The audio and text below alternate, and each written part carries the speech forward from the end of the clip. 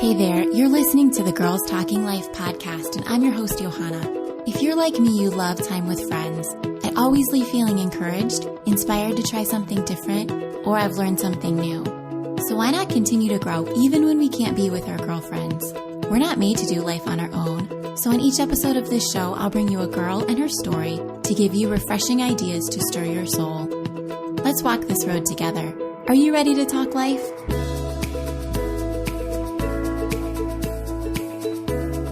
Welcome to another Girls Talking Life Extra.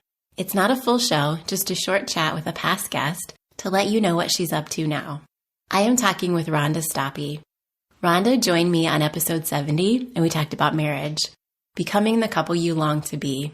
Rhonda is a Christian author and speaker who is dedicated to helping women live life with no regrets. With over 30 years of experience as a pastor's wife, mom coach, marriage mentor, homeschool keynote, mother of 4, and grandmother of 15. Today we are talking about her book, Moms Raising Sons to Be Men. The 10th anniversary edition releases on March 7th. And you guys, Rhonda is awesome. I love listening to her, love talking with her. She is the big sister we all need. Let's jump in. Rhonda, welcome back to Girls Talking Life. It's so good to be back with you. How are you doing? I am great. And you look great. How are you? I'm good. Been busy, but very, very good. We have 15 grandkids. So we just came off of the birthday season. 15. Of all the grandkids, I think there's only 3 of them that don't have a birthday in October, November, December, and then the holidays. So it's been super fun. Well, you were on the show back on episode 70, and you and I talked about marriage, becoming the couple you long to be. Yeah. Mm-hmm. But today we are chatting about mothering. Yes, we are. I'm super excited about this. My book, Moms Raising Sons to Be Men, it first came out in 2013, and Harvest House, it was a bestseller. So Harvest House said, hey, let's rewrite it for a 10th anniversary edition. So yes, I am so happy. I mean, in 10 years, so much has changed in the culture, in motherhood, just in general, that I loved being able to go back and rewrite this book for this updated version of Moms Raising Sons to Be Men. Super excited about it. Yeah. Congratulations on your 10-year anniversary. Thank you so much. Why, Rhonda, did you feel the need or have a desire in your heart to write this book in the first place? You know, it's interesting because I've raised 2 sons and 2 daughters, and my oldest son didn't come to our family till he was 15 years old. So when my publisher asked me to write a book for boy moms, I'm like, I'm not the boy mom expert. I only, whatever.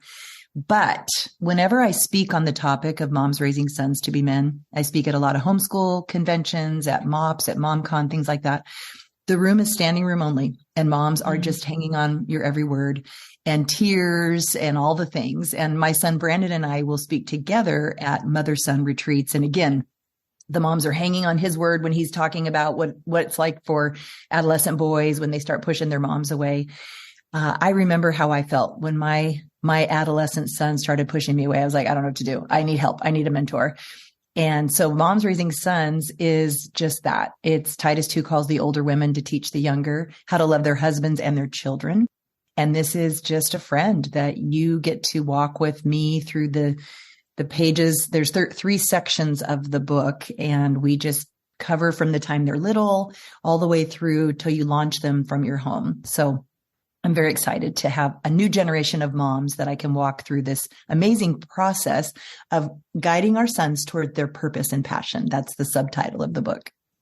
You mentioned that things have changed in the last 10 years or 10 years plus since you've written the book. Yeah. What are some of the new topics or new content that you added? It's interesting because there's a section at the very end. It's called Even If. And one chapter is written for single moms, even if you're going it alone. And that is near and dear to my heart. I have dear friends that are single moms that have raised their kids by themselves. Some are widowed. Some are, the one that stays home takes care of the kids, and the kids go to dad's on the weekend and he takes them to Disneyland. It's like, okay, let's encourage that mom. And the things that have changed in culture, I think one of the things that really stood out to me when there was all the rioting, during the pandemic, which was crazy anyway, and how many people said, where is his mother? when they would see something on the news, something going on. And so, the culture understands an influence of a mom, but they also understand that you can't control all of those things. So we talk a lot about the influence of culture and the culture war for our sons, especially talking about teaching them to govern themselves and to understand that real freedom doesn't lie in just being able to do whatever you want. And for moms, we need to train our sons that for a certain number of years, they're dependent on us. But our goal is to transfer them from being dependent on us to be dependent on Christ, and creating ways for them to fail while they're in our home so that we can teach them how to recover. Because if we keep them in such a safe little bubble that they never make any mistakes and we think we're sending them out into the world prepared, we're not. Because if they've never failed under your roof, they don't know how you're going to respond when they do. And they may not know how to come back once they make bad choices. So those are just some of the highlights. I am not a boy mom. I have 2 girls, and my oldest will say to me once in a while, Mom, you can't limit me in all of these ways. Mm-hmm. I'm going to be, 18 soon. Mm-hmm. We know, we get it. Okay. We know you're going to be a grown up, but stay my baby as long as you can.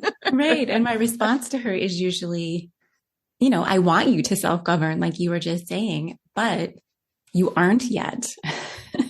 So that's why we have these limits in place. Yeah. One of the things I talk about is even in the even if section, even if you don't know what to say. And I talk about having the purity talk with your sons and with your daughters also. Like I say, I have 2 sons and 2 daughters. And being courageous enough to have those conversations that are uncomfortable, that we would prefer not to have, or we might think they're too young to have them, not realizing that in today's culture, maybe your son isn't looking at pornography on the internet. If you're wise, you're not letting him have a computer in his room and not having unsupervised time on the internet, but his friends are. And yeah, if he goes to public school, his friends definitely are. If you're a homeschool mom, or if your child is in a Christian school or a private school, you might have a little bit more, hoping the parents that are involved with your son's friends are also watching over that.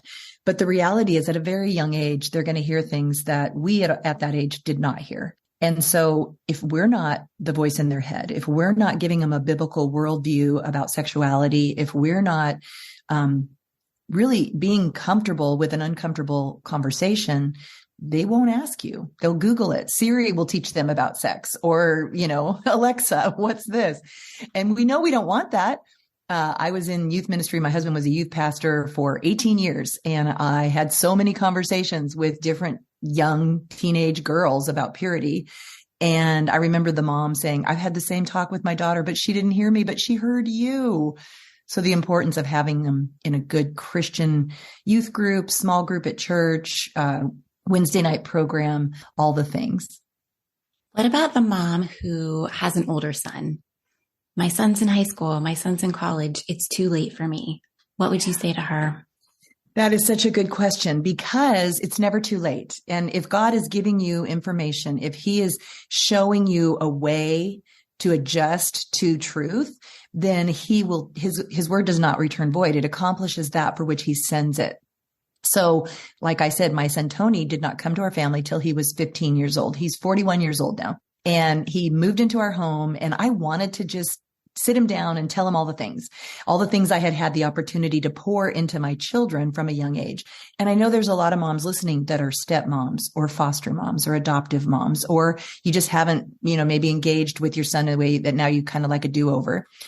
Understanding how men communicate. When your son's little, you get in his face eye to eye and you talk to him. And you ask him, what did mama say? What are the consequences? Repeat it back to me. Okay, we're both on the same page. Let's move forward. But men communicate shoulder to shoulder, and men long for respect. They want their mom to show them love by how they respect them. So how do we do that? You don't shame them in front of their friends when they're saying words that you don't think they should say, or if they put on a show that you don't think that they would, is appropriate. What I would do is call my son in the other room and say, hey, we don't watch R-rated movies in this house. And so I'm going to give you an option. You can say, hey guys, let's turn it off, or you can let me say it. I'll be the bad guy if you don't want to. but that's a line in the sand that we will not cross. How do you want to handle it? So you're not just walking in and going, oh my goodness, I just heard the F word 5 times. Turn that off. Yeah, that's what's going on in our head. Right. But they're a man and you don't want to shame them in front of their friends. So you want to honor them by saying, hey, can I talk to you for a minute? Let's talk about how can we best handle this? And let's talk about how this won't happen in the future. Shoulder to shoulder conversation with our sons. With my son, Brandon, it was when he was learning to drive.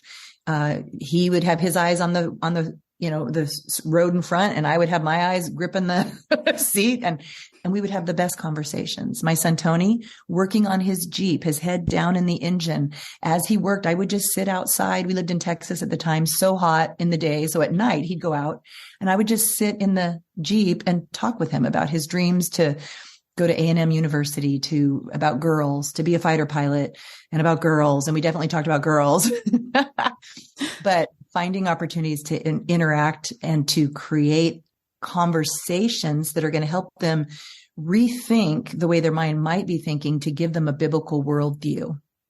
You talked about girls, and like I mentioned, I have daughters. So it is so important to me that there are moms raising their sons to be men of faith and integrity now that my girls will have the opportunity to meet.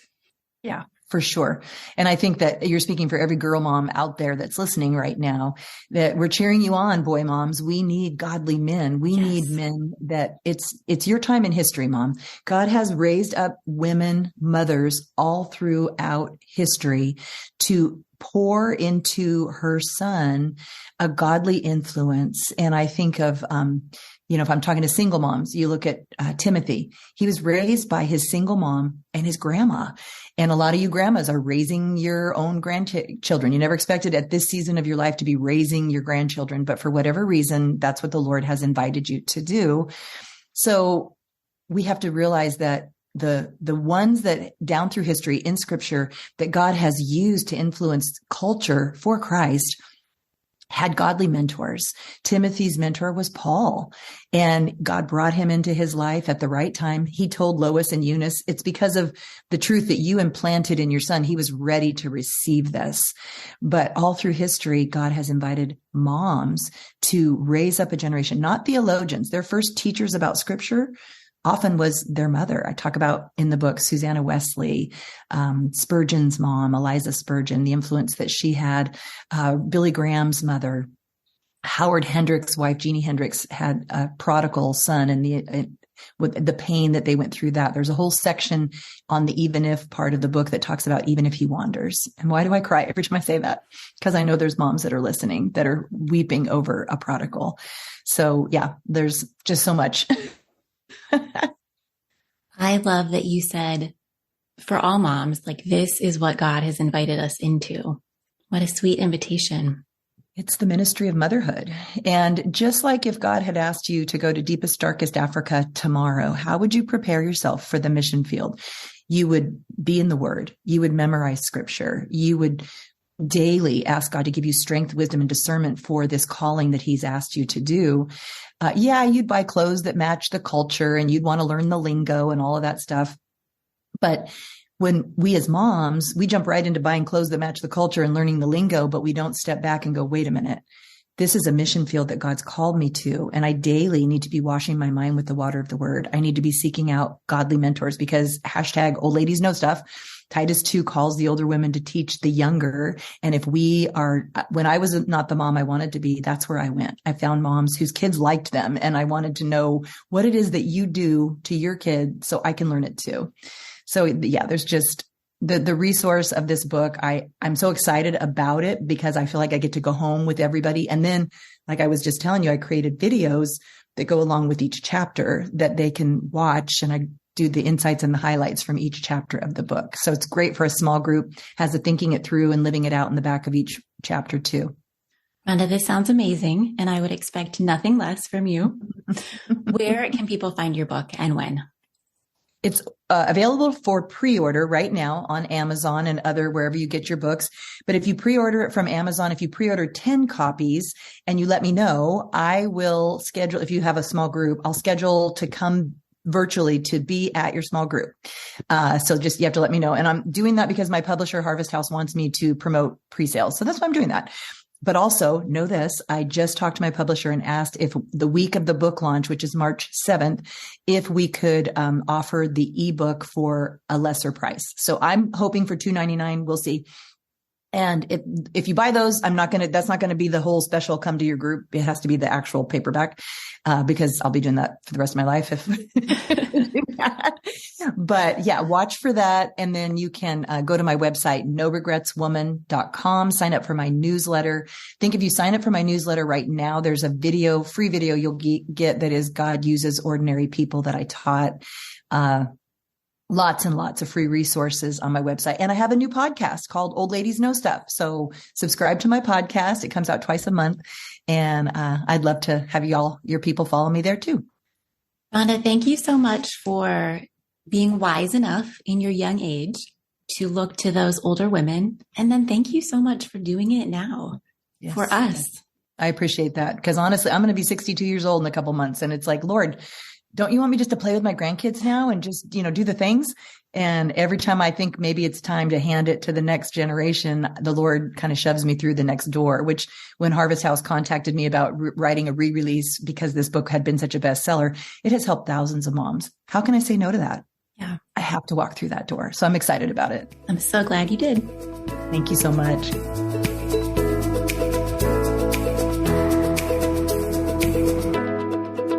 Was I right? Isn't Rhonda terrific? If you're a boy mom who desires to raise your son as a man of integrity and faith, get this book. If you're a married woman or desire to be married, listen into my conversation with Rhonda on episode 70, Becoming the Couple You Long to Be. Find all the things Rhonda mentioned, the link to pre-order Moms Raising Sons to Be Men, her free resources, and her podcast on noregretswoman.com.